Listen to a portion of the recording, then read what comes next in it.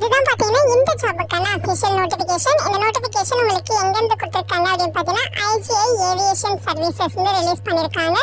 So இங்கே helpline நம்பருமே கொடுத்துருக்காங்க. ஏதாவது டவுட் இருந்தால் நீங்கள் Monday to Saturday morning 10 AM evening 6 PM conduct பண்ணி டவுட் கிளாரிஃபை பண்ணிக்கலாம் அப்படிங்கிற மாதிரி சொல்லியிருக்காங்க.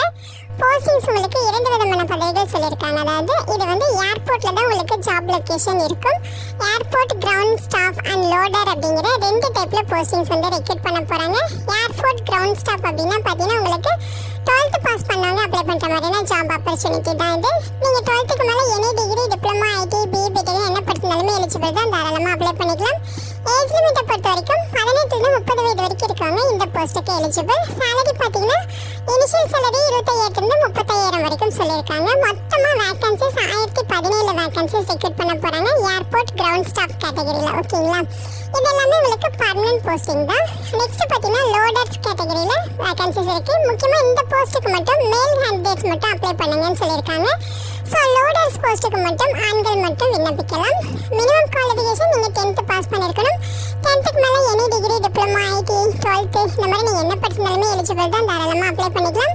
ஏஜ் லிமிட் பார்த்தீங்கன்னா 20 40 வயது வரைக்கும் இருக்காங்க இந்த போஸ்ட்டுக்கு தாராளமாக விண்ணப்பிக்கலாம் அப்படின்னு சொல்லியிருக்காங்க. சேலரி பொறுத்த வரைக்கும் இனிஷியலாகவே 15 மேக்ஸிமம் 25,000 வரைக்கும் உங்களுக்கு உங்கள் சேலரி இருக்கும் அப்படிங்கிற மாதிரி சொல்லியிருக்காங்க. மொத்தமாக 429 வேகன்சிஸ் ரெக்ரூட் பண்ண போகிறாங்க. இந்த போஸ்ட்டுக்கு ஆன்லைனில் மட்டும் தான் நீங்கள் அப்ளை பண்ணணும். எலிஜிபிலிட்டி பொறுத்த வரைக்கும் பார்த்தீங்கன்னா ஏர்போர்ட் கிரவுண்ட் ஸ்டாஃப் இந்த போஸ்ட்டுக்கு அவங்க சொல்லிருக்காங்க 12th பாஸ் பண்ணியிருக்கணுங்கிற மாதிரி சொல்லியிருக்காங்க. ஏர்போர்ட் லோடருக்கு 10th பாஸ் பண்ணியிருக்கணும். ஓகேங்களா, அதே மாதிரி ஏர்போர்ட் கிரவுண்ட் ஸ்டாஃப் போஸ்ட்டுக்கு ஆண்கள் பெண்கள் இருப்பாளருமே விண்ணப்பிக்கலாம். ஃப்ரெஷர்ஸ் ஆல்சோ எலிஜிபிள் தான். ஏர்போர்ட் லோடர் போஸ்ட்டுக்கு மேல் கேண்டிடேட்ஸ் மட்டும் தான் விண்ணப்பிக்கணும் அப்படிங்கிறத தெளிவாக சொல்லியிருக்காங்க. முக்கியமாக போஸ்டிங் உங்களுக்கு ஏர்போர்ட்டில் தான் இருக்கும். ஓகேங்களா, அது மட்டும் இல்லாமல் நீங்கள் 10th முடிச்சுட்டு ஐடிஐ முடிச்சிருக்கீங்க அப்படின்னா நீங்கள் கிரவுண்ட் ஸ்டாஃப் பொசிஷனுக்கு அப்ளை பண்ணுறதுக்கு எலிஜிபிள் அப்படின்னு சொல்லியிருக்காங்க.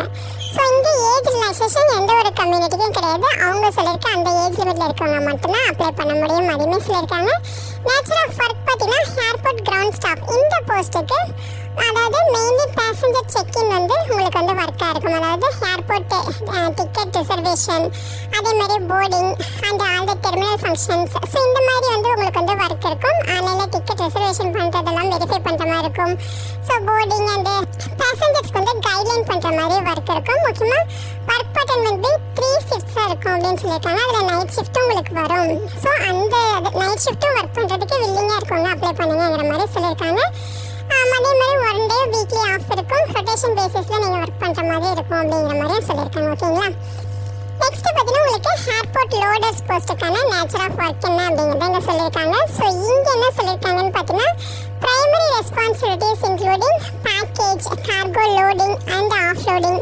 ஸோ இந்த மாதிரி ஒர்க் தான் உங்களுக்கு இருக்கும். அதாவது ஃப்ளைட்டுக்கு வர பேசஞ்சர்ஸோட லக்கேஜஸ் எல்லாமே லோடிங் அன்லோடிங் பண்ணுறது, ஏர்க்ராஃப்ட் அண்ட் ட்ராலிஸ் இந்த மாதிரி வந்து உங்களுக்கு அங்கேருந்து அதை கேரி பண்ணுறது. ஸோ இந்த மாதிரி உங்களுக்கு வந்து ஒர்க் இருக்கும். அதே மாதிரி கிளீனிங் ஒர்க் இந்த மாதிரி இருக்கும் அப்படிங்கிற மாதிரி சொல்லியிருக்காங்க.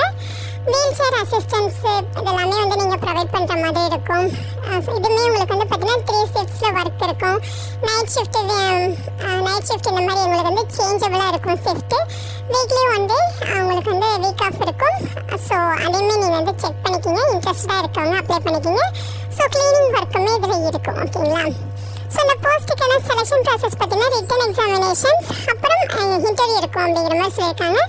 அந்த ரிட்டன் எக்ஸாமினேஷனில் பார்த்தீங்கன்னா உங்களுக்கு என்னென்ன சிலபஸ் கவர் பண்ணுறாங்கன்னு பார்த்தீங்கன்னா ஜெனரல் அவேர்னஸில் 25 கொஸ்டின்ஸ் இருக்கும். ஆப்டிடியூட் அண்ட் ரீசனிங்கில் 25 கொஸ்டின்ஸ் இருக்கும். இங்கிலீஷ் நாலேஜஸில் 25 கொஸ்டின்ஸ், ஏவியேஷன் நாலேஜில் 25 கொஸ்டின்ஸ் இருக்கும். மொத்தம் 90 நிமிடங்கள் எக்ஸாம் நடக்கும். 100 மார்க்குக்கு எக்ஸாம்ஸ் இருக்கும் அப்படிங்கிற மாதிரி சொல்லியிருக்காங்க. ஸோ இதில் பார்த்தீங்கன்னா கொஸ்டின் பேப்பர்ஸ் எல்லாமே கிரவுண்ட் ஸ்டாஃப் போஸ்ட்டுக்கு 12th ஸ்டாண்டர்ட் லெவலில் இருக்கும். லோடர்ஸுக்கு 10th ஸ்டாண்டர்ட் லெவலில் உங்களுக்கு வந்து கொஸ்டின்ஸ் இருக்கும் அப்படின்னு சொல்லியிருக்காங்க. ஸோ அதேமாதிரி டீட்டெயில்டாக செக் பண்ணிக்கிங்க. சிலபஸ் டீட்டெயில்ஸுமே இங்கே கொடுத்துருக்காங்க. ஜென்ரல் அவேர்னஸில் என்னென்ன டாபிக் இருக்குது, ஆப்டிடியூட் அண்ட் ரீசனிங்கில் என்னென்ன டாபிக் இருக்குது, ஜென்ரல் இங்கிலீஷில் என்னென்ன டாபிக் கவர் பண்ணுறாங்க, ஏவியேஷன் நாலேஜில் என்ன டாபிக் இருக்குங்கிறது எல்லாமே கொடுத்துருக்காங்க. முக்கியமாக 100 மார்க்குக்கு மல்டிபிள் சாய்ஸ் கொஸ்டின்ஸ் தான் உங்களுக்கு ரிட்டன் எக்ஸாமினேஷன்ஸாக தராங்க. கொஸ்டின் பேப்பர்ஸ் மஸ்ட் உங்களுக்கு இங்கிலீஷ் அண்ட் ஹிந்தி லாங்குவேஜஸில் தான் இருக்கும். இங்கே வந்து there is no negative mark சொல்லியிருக்காங்க. ஓகேங்களா, ஸோ நெகட்டிவ் மார்க்கு கிடையாது. எல்லா கொஸ்டின்ஸுமே நீங்கள் ஈஸியாகவே அட்டன் பண்ணிட்டு வரலாம். ஓகேங்களா, எக்ஸாமினேஷன் ஃபீஸ் பார்த்தீங்கன்னா 350 ருபீஸ் வந்து கிரவுண்ட் ஸ்டாஃப் போஸ்ட்டுக்கும் 250 ரூபா லோடர் போஸ்ட்டுக்கும் சொல்லியிருக்காங்க. இந்த ஃபீஸ் எல்லாருமே பெய்ட் பண்ணணும். ஸோ எல்லாருமே இந்த ஃபீஸ் வந்து பெய்ட் பண்ணணும்னு சொல்லியிருக்காங்க. எஸ்சி, எஸ்டி, ஓபிசி, இடபிள்யூஎஸ் இவங்க எல்லாருமே வந்து இந்த ஃபீஸ் வந்து பெய்ட் பண்ணணும் அப்படிங்கிறது தான் சொல்லியிருக்காங்க. ஓகேங்களா? நீங்கள் ஆன்லைனில் அப்ளை பண்ணுறப்ப உங்களோட ஃபோன் நம்பர், மொபைல் டீட்டெயில்ஸ் எல்லாமே கரெக்டான டீட்டெயில்ஸ் கொடுத்துருங்க. எக்ஸாமினேஷன் சென்டர்ஸ் பொறுத்த வரைக்கும் நம்ம தமிழ்நாட்டிலேருந்து அப்ளை பண்ணுறவங்களுக்கு சென்னை, மதுரை இந்த லொக்கேஷன்ஸில் நீங்கள் எக்ஸாம்ஸ் வந்து அட்டன் பண்ணிக்கலாம் அப்படின்னு சொல்லியிருக்காங்க. உங்களுக்கு எது நியர்பை லொக்கேஷனோ அதை வந்து நீங்கள் செலக்ட் பண்ணி அதோட எக்ஸாம்ஸ் வந்து அட்டன் பண்ணிக்கலாம்.